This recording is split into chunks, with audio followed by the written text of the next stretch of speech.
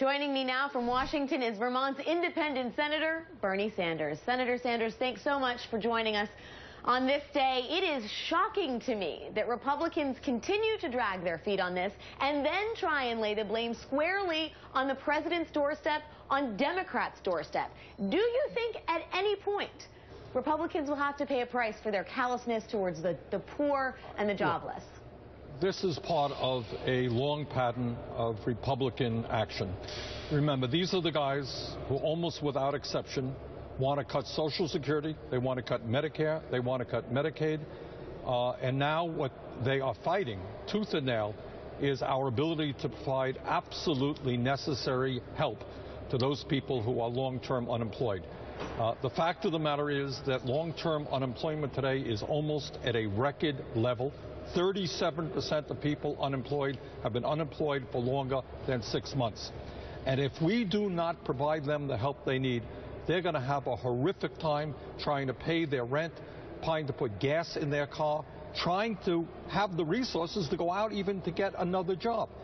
But not only is it awfully cruel to push these people aside and ignore their needs, it impacts the entire economy, because if they don't have, on average, the $300 they get in extended unemployment benefits, they're not spending that money locally. And the economists tell us we'll lose about 200,000 jobs and about a 0.2% reduction in our GDP. So what we have got to do is stop the Republican filibuster. We've got to provide help to people who desperately need it.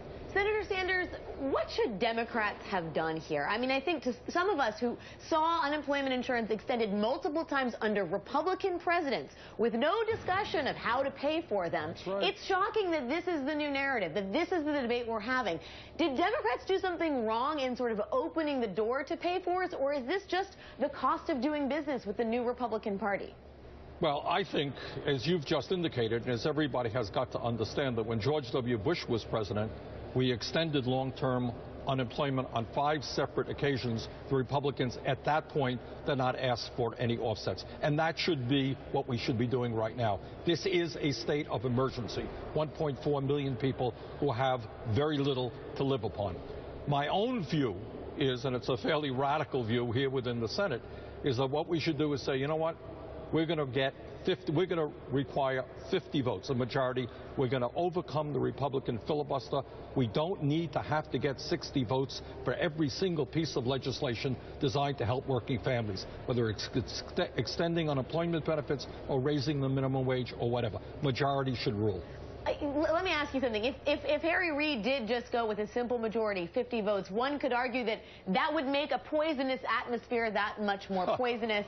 I can't imagine how that's possible even at this point. I am laughing because we have seen unprecedented obstructionism on the part of the Republicans since Obama has been president. It's hard for me to imagine things getting worse. But what we would do by having a majority vote for this legislation is that we would tell the American people, the middle class, working families, we understand that you have problems and you want us to address it. You want us to raise the minimum wage. You want us to extend unemployment. You want us to invest in our economy to create the millions of jobs we desperately need. That is, in my view, what we should be doing. And if Republicans want to against that, they have that right. But they don't have the right to filibuster the needs of a struggling middle class and people who are long-term unemployed. Senator Sanders, I know you have to take yet another vote on unemployment insurance, so I just want to ask you this last question. There is a new a resurgence of rhetoric in and around the Republican Party and conservative circles about caring about the poor and that poverty is a big-ticket issue. Do you think there is any bite with that bark, which is to say, do you think the Republican Party is any closer to doing anything to show it has a heart when it comes to the poor and the working class in America? The Republican Party is very good at reading polls. They understand that the American people are deeply offended that the rich are getting richer while the middle class disappears and we have more people living in poverty than any time in history. The Republicans read the newspapers and they hear Pope Francis now talking about the moral elements of income and wealth inequality, and they are trying to give some rhetoric to addressing that. But at the end of the day, their actions speak a lot louder than their words. Once again, these are the guys who want to cut Social Security, Medicare, Medicaid, not raise the minimum wage. You tell me how those actions reflect the concern for the poor. Senator Bernie Sanders from Vermont, thank you as always. Thank you very much. Coming up, as his hometown of Cincinnati prepares to shut down water intake from the Ohio River following a massive chemical